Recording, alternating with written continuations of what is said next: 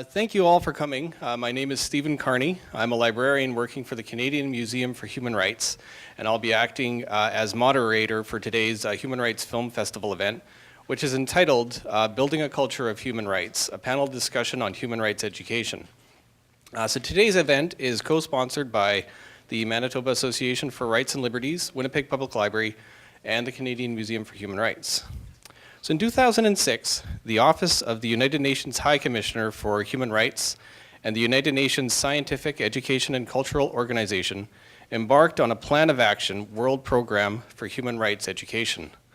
The plan defines human rights education as education, training, and information aimed at building a universal culture of human rights.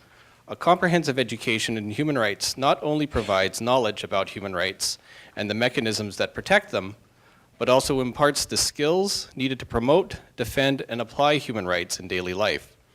Today, we're going to hear from three experts who will discuss the concept of human rights education, each speaking from their own unique experience and perspective. To start the afternoon off, we're going to begin by viewing a short film created by students at Collège Pierre, Elliott, Trudeau, and then we'll hear from our first speaker, Estelle Lamoureux. Estelle Lamoureux has played an active role in human rights education, as the principal of Collège Pierre, Elliott, Trudeau, located in the River East Transcona School Division. She has had the privilege of working alongside students and colleagues who devote countless of hours educating others on social justice and human rights issues. Estelle served as president of Manitoba Association for Rights and Liberties from 2009 to 2011, and as a member of the board since 2005. During this time, she was also the chair of Marl's Education Committee, which implemented the Youth Marley program to engage high schools and students to research social justice issues, partner with community organizations, and take leadership roles in the area of human rights. Recently, Estelle has been appointed as a member of the University of Winnipeg Global College Advisory Board and is currently chair of the Canadian Commission for UNESCO Human Rights Ad Hoc Committee. So after Estelle speaks, we'll hear from Clint Curl. Clint is currently a researcher at the Canadian Museum for Human Rights. Previously a professor at Carleton University's Law Department, Clint taught graduate and undergraduate courses in human rights and transnational justice, with focus on theories on human rights and research methodology. Clint formerly directed an international development NGO called World Hope, and has designed and supervised transitional justice and human rights enhancement projects in several African and Eastern European countries.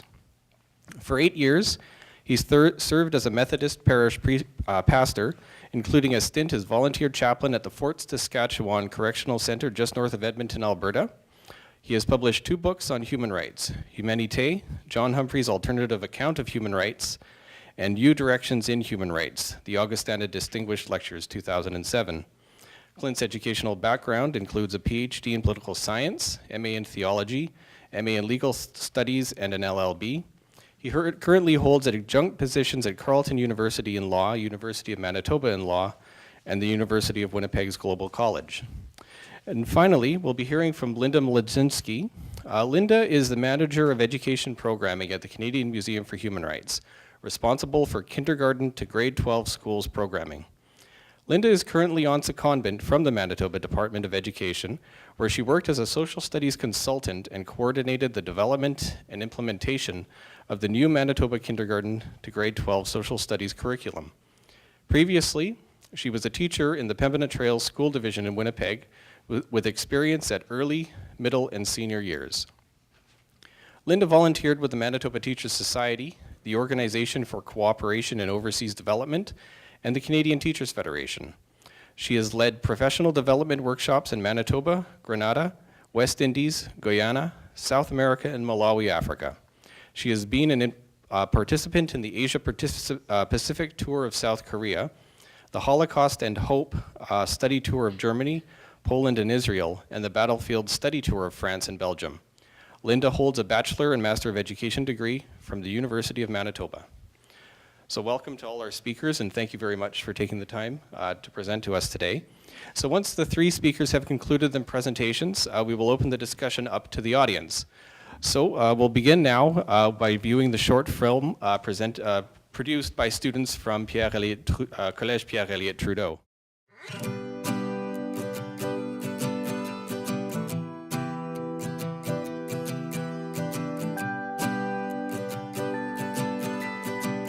What UNESCO means to me is that all people can be united through education, science, all sorts of things like that. That we can all work together, because that's what our school does. We work together. It means an organization that helps a bunch of people around the world. It helps them with like building stuff and just helping them in general. I see what's right in front of me. It's a beautiful world. Journée d'accueil is when the school goes to Lonan Park and play games and your house teams, and it's for the school like joins together as one. We welcome the kids back, have fun and play games. I see the reason why I know. Student council sold mustaches for $1 each to raise awareness and money for prostate cancer. They raised over $300. It was a great experience. The moon and stars shine all their lights down from We organize different French activities to help support and promote the French culture in our school, because we are a French immersion school, and I think it's very important that we get involved and are able to experience different French cultures, because French is more than just a language. It's something you have to live with, and it's something that you can live for. Everything's differently. It's a beautiful world. Comité d'unité means being a part of a club and trying to stop bullying and prejudice and labels in the school so everyone can be unified. And the Gay Straight Alliance group is a club that's forming together to help people that are gay, straight, two-spirited, or anything like that feel welcome and not prejudiced by anybody else. Lunch is a mentoring program that you go and you talk to little kids and they look up to you. It's very rewarding having a little kid looking up at you, and they just feel like they have a friend. Each class brings in food or money, and we put it into a box. It's like a competition with every class, so whoever brings in the most amount of food or the most amount of money. Money for turkeys for the family for Christmas Day, and also money for toys. Yeah, every kid got at least one toy, and then every family got 2 hampers. Festival of the Vidéaste is a French video competition. Our subject last year was not wasting water. The video was basically showing that it's not good to waste water, though we went to some pretty drastic measures to show that. We went to Old Alberta, and we went there to network with other schools all across Canada. We learned about the environment and creating sustainable thing. Oh, I would go back. It was a lot of fun.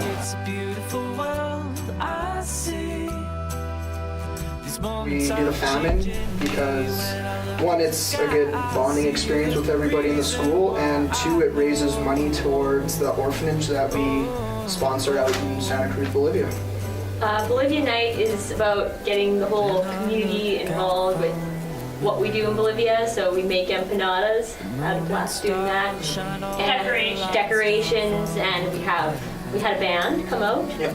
Was it a Chilean band, I believe? Yeah, and we had some dancing, and we learned about the orphanage and had our community come out and support. It was really fun.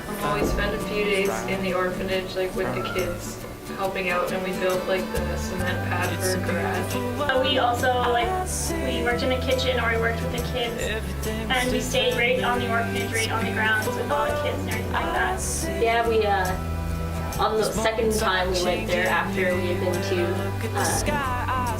Sucre. Yeah, we went to Sucre. We had a big churrasco barbecue party with everyone at the orphanage and their friends, community members, and it was really fun. Was it a good experience? Absolutely. Yeah, we all want to go back, actually. UNESCO means everybody's friends with everybody, nobody discriminates against each other. Being very responsible and aiding the world and its problems, being very generous, being very nice, being not prejudiced, respecting all around you.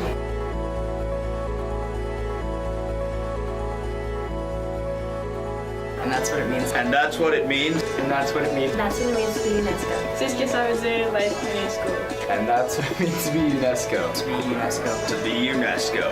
To be UNESCO. And that's what it means to be UNESCO. The video you've just seen is, first of all, I'm the principal of the school, but I have to tell you I had not a single hand in this video. I asked the students, you have a carte blanche, do what you think you need to do, say what you think you need to say about UNESCO. And just to give you a little synopsis, first of all, UNESCO school, we're in a network right now. There's 21 of us in Manitoba, and there's 61 schools across Canada, and there's 9,000 schools across the world. And the overall arching mandate of UNESCO schools is world peace. And if we connect our students, and if we educate our students to think along those lines, then it's achievable. It's, the students have opportunities, and what we hope that they'll find, and I hope you were able to pick that up, is that they become critical thinkers. They see what's going on, they become involved in action programs, they'll come into my office and they're ready. They can debate, they can argue very well, and usually I just go, okay, just tell me what I have to do. They're a very, very motivated bunch. And the umbrella of UNESCO allows us to do a lot of things. And I never want to think that we're the only ones that are doing things. You have to realize that in Winnipeg, and even across Canada and in the world, schools are endeavoring to bring human rights and a social justice lens into the classroom. And I think that's one of the things that we strive, is embedding lessons about how it's important to be aware of, to protect the environment, to protect human rights, and to make sure that everybody feels included. And it's through education. And in our network in Manitoba, and I've got a newsletter at the back you can pick up. I don't think I made enough. I have to say I'm really impressed by the turnout. That you'll find the names of the schools. And in the schools represent everything. Our network in Manitoba is a leader in Canada. They come to us to see what we're doing because we have a very strong network. And if you take a look at the schools that are in that booklet, you'll see it's from K to 12. We even have an adult learning center. University of Winnipeg is involved. We also have a Muslim school, a Hebrew school. We have private schools. We have public schools. We would never have gotten to meet if it wasn't for this network. We are now doing projects together that allow kids to Facebook, and they're talking about what can we do, how can we bring this to light, what is important. And they have goals. We meet 3 times a year, and we outline our goals for the year, and it's the students. It's the voice of the students. And so you can be very proud of what's going on. Obviously, it's always a work in progress, but I have to tell you, it's a joy to watch.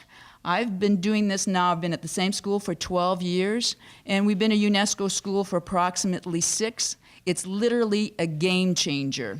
And what I mean by that is that culturally, it changes the way kids think. It changes the way staff think. It puts a different lens on everything that we're doing. In the classroom, they're looking at, is there a human rights component that we can incorporate and embed, and that way all the students get the information. What you saw is just a snapshot of what is going on in the network. There's huge projects that are going on right now that you would be very proud to know. It's really too bad that there's not enough time to go through that. I have to be proud too, is because what has happened is it's an individual, Garrett Neufeld, who actually resurrected the UNESCO associated school projects in Canada. And it's through, he's not here today, it's too bad, but he was instrumental in bringing it back on the front burner of the Canadian Commission for UNESCO. We have a head office in Ottawa. We have an international office in Paris. In Manitoba, again, we're leading the way is because we have a provincial coordinator in the Department of Education. Linda held that position at one time. Now it's Linda Connor that is holding that position. That is very important to the network. So I'm going to leave that to the side. You might have some questions after about what it means. But there's no doubt in my mind, and you can tell I've been around a little while, that this is definitely the way to go. Discipline has decreased in the school. I can now almost, I'm exaggerating, I cannot do my nails, but it's pretty close.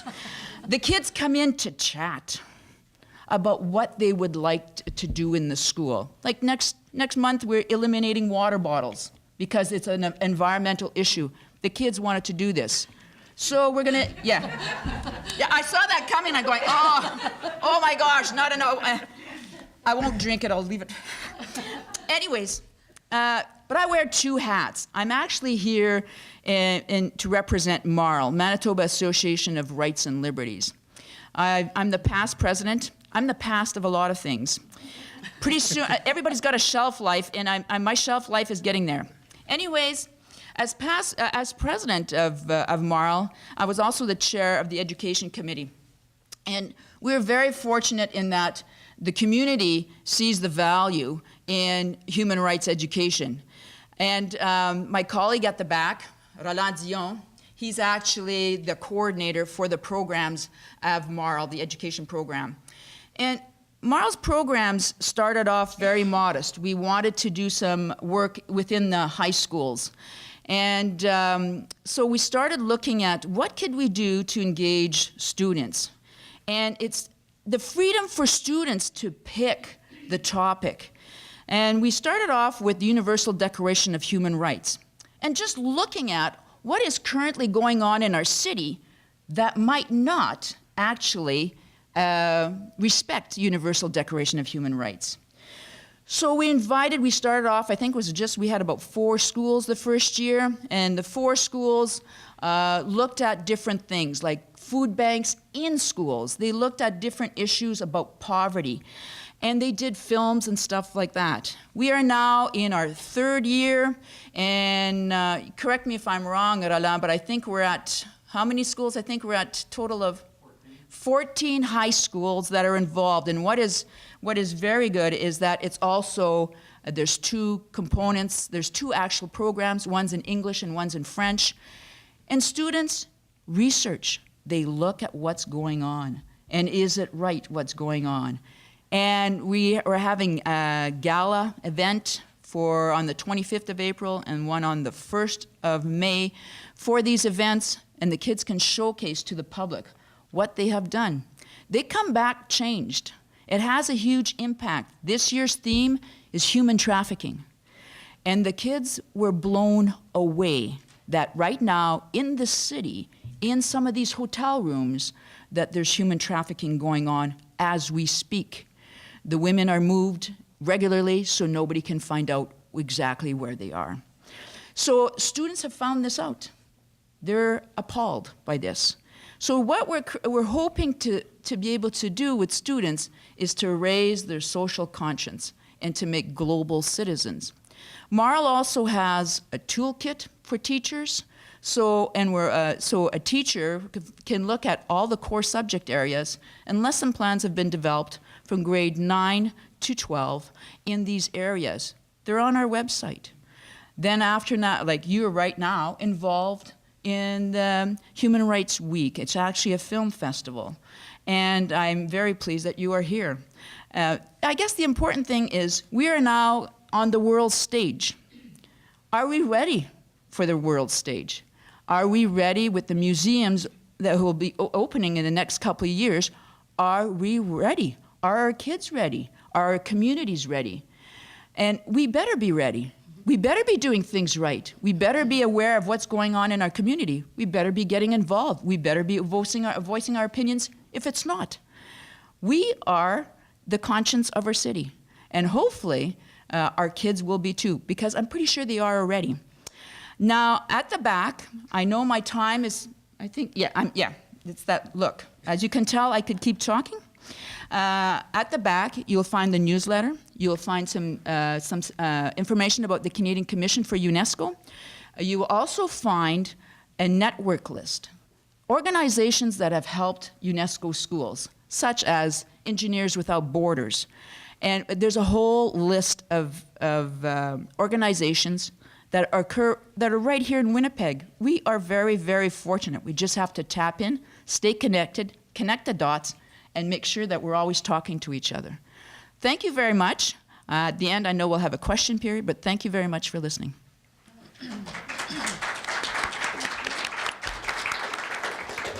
Okay, now we'll hear from Clint. Thank you. Okay.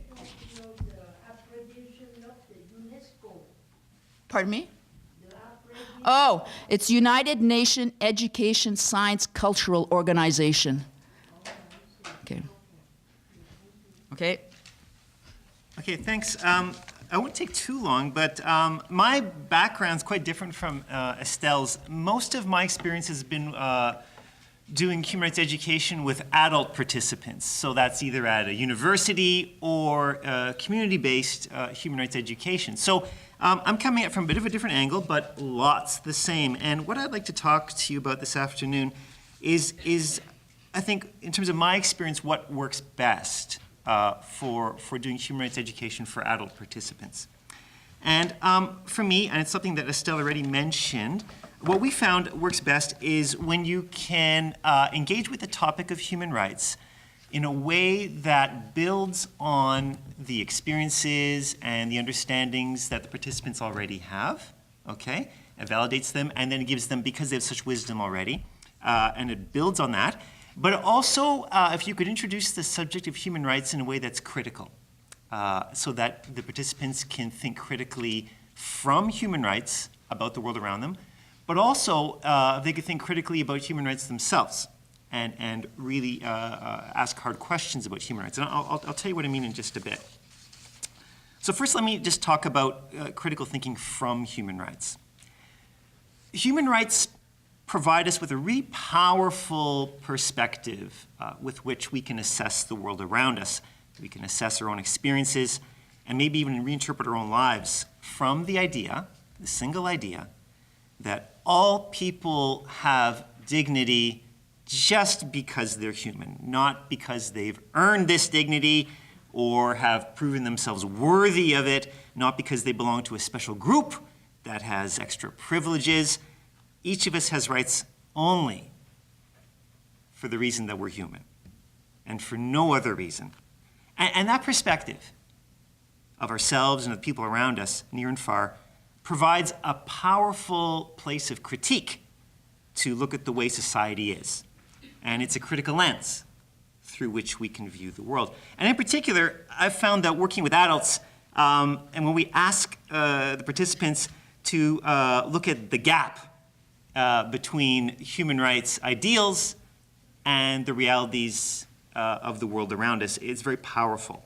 I'm talking about the distance between, the words of human rights, these very beautiful ideas about equality and so forth, and the realities of oppression and discrimination and marginalization. That's, for many of us, part of our experience and maybe part of our lives and part of our backgrounds. And one of the goals, I think, of post-secondary education on human rights is equipping students to honestly confront and wrestle with that gap between ideals and realities, between where we wish we could be and actually where we are right now. And then one of the challenges, of course, with adults is they very quickly grab onto this gap because of their experiences. And so the challenge is trying to work with students so they don't just throw up their hands in despair, right? And become cynical, right? And give up because the world is so unjust and unfair. And I think for adult participants, there's a great temptation to dismiss human rights often as hypocrisy. This is just talk. Let me tell you the way the world really is. I can't tell you how many times I've heard that from my students, right? Right? These human rights, it's naive. That's not the way the world works. The world's about power, right? The world's about oppression.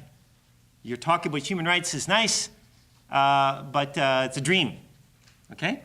And so one of the challenges is when you're working with adult students who have experienced experiences in life is to ask them, how can we narrow this gap?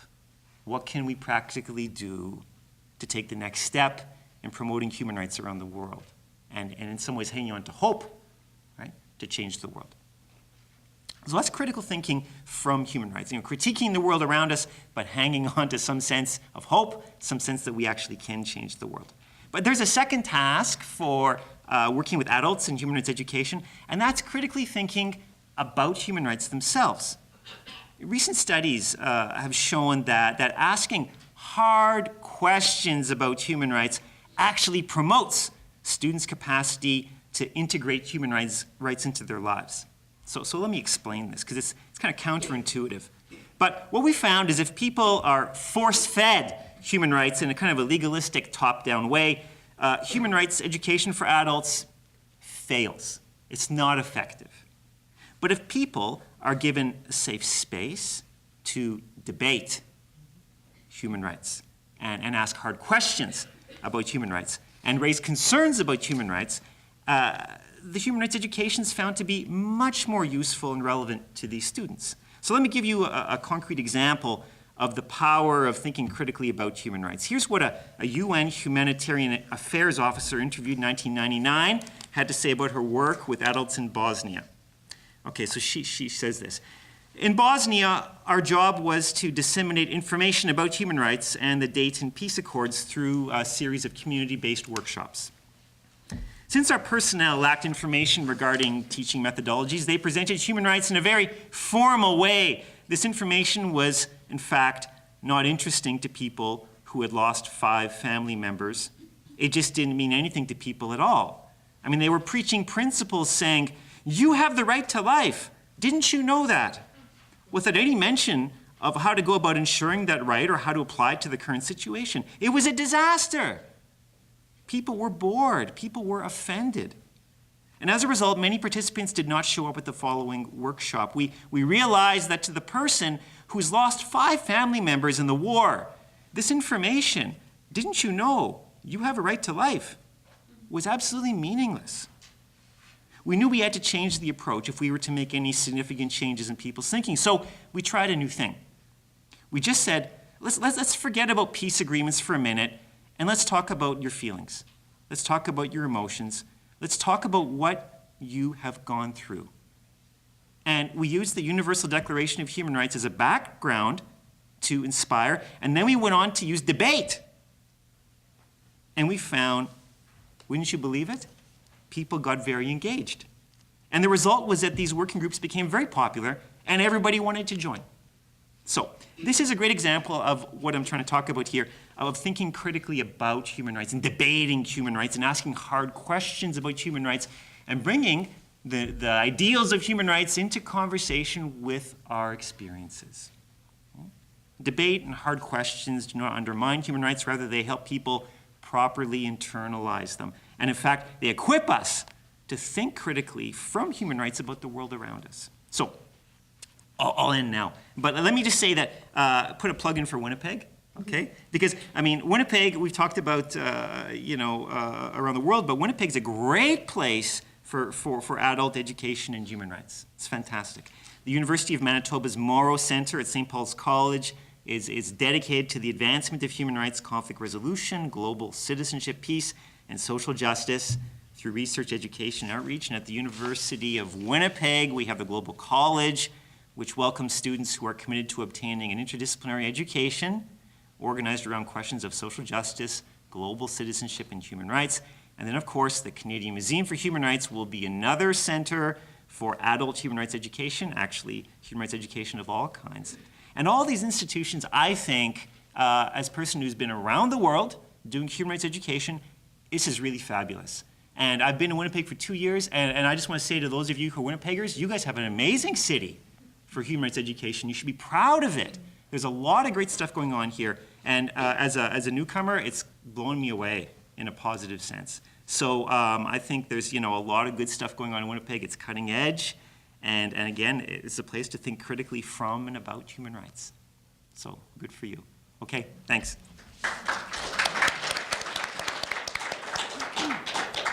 Thanks, Clint. So now we'll hear from Linda.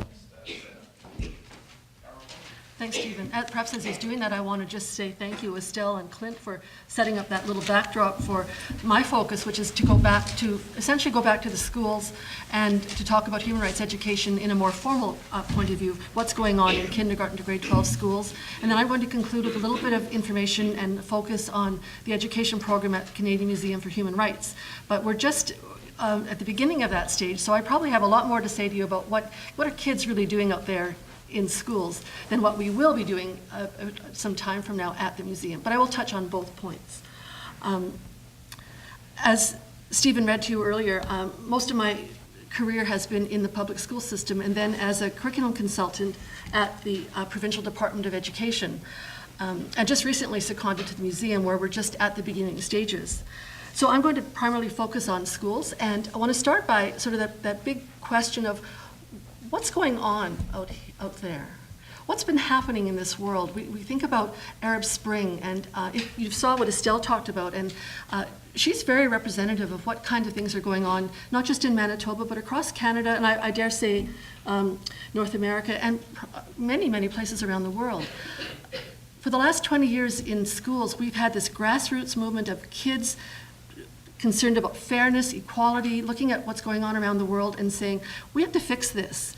And was it the Berlin Wall that fell in the late 80s that started this? But something's happened in the last 2 or 3 decades where there's just been this change in the zeitgeist that we're no longer just complacent and going along with those kinds of ways of life. Kids want something better and different, and they're concerned with equality.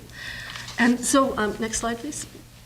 I'm going to focus on human rights education, and it really is embedded in many subject areas in Manitoba schools. Every subject area has opportunity for teaching about human rights and through human rights, but primarily social studies would be one of the large ones for sure, as would be language arts. And in social studies, kids learn content about, and Clint, you talked about the idea that we need to know the facts. We need to know when things happened, when the conventions took place, when did we get the Constitution. All those things are very important, and kids learn that. But they also learn all sorts of ideas and concepts related to living the kind of life that is a human rights sort of life. And Clint, that's your notion about critical thinking, that you have to engage them in ideas and not just tell them ideas. And any parent, any teacher knows that we much better learn through doing than being told what to do. Do as I say, not as I do. Do as I do, not just as I say. Next slide. So examples of content that would be touched on in the school system, kindergarten through grade 12. In Manitoba, in social studies, there's a core concept that's called active democratic citizenship. It's brilliant. It's the focal point for what you learn. It's not just important to learn about Canadian history, but what does that have to do with us now, and how does that teach us to be better people now and in the future with respect to human rights and living with other people? Rights and responsibilities begin in grade 2. We're using that language. In kindergarten, we start by talking about cooperation and anti-bullying and all of those big ideas that help us be better people. And we are using the term democratic ideals as early as grade 4. Next slide.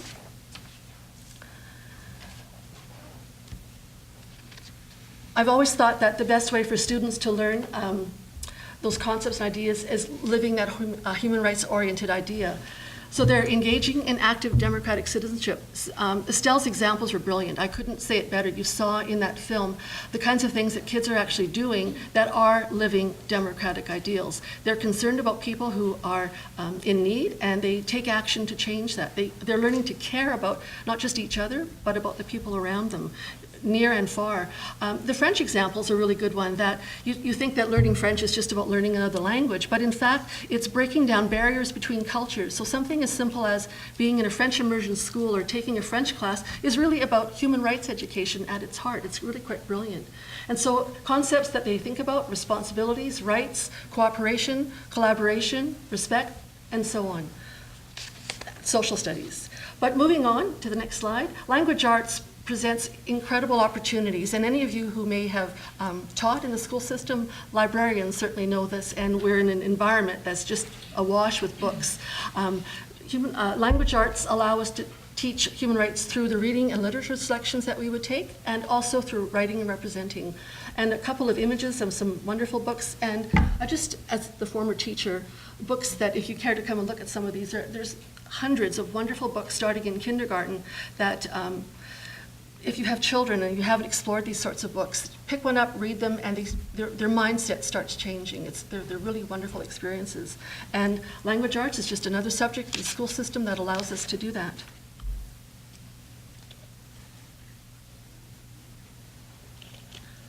Science is another subject area where human rights approaches are very, very possible. People learn, you can, as a teacher, you can take a human rights approach, you can have a democratic classroom, you can engage kids in what you study, how you study, what you're going to do with them. You can engage in ethical research and talk about that from very early stages. It doesn't have to just be high school. But as kids get older, you can talk about and explore and research things that have very specific human rights implications. Bioethics, there's so many possibilities. That's okay. Moving on, literally there isn't a subject area that you cannot embed human rights. Math, phys ed, health education, the arts, technology, and the trades.